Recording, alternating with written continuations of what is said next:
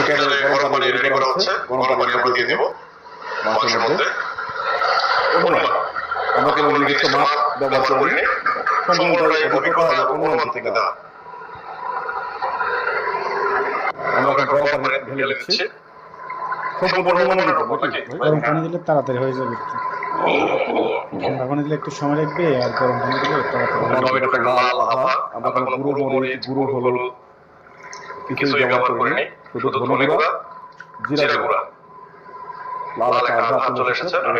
Tomato গলে যাওয়ার কারণে এই লাল আভাটা তৈরি হয়েছে। এভাবে আমরা কত থাকবে প্রেসারে 25 মিনিট প্রেসারে থাকবে। আমরা 25 মিনিট পর ফিরে আসবো, তারপর চাল দেবো। তাহলে আমরা চলে যাচ্ছি 25 মিনিটের জন্য।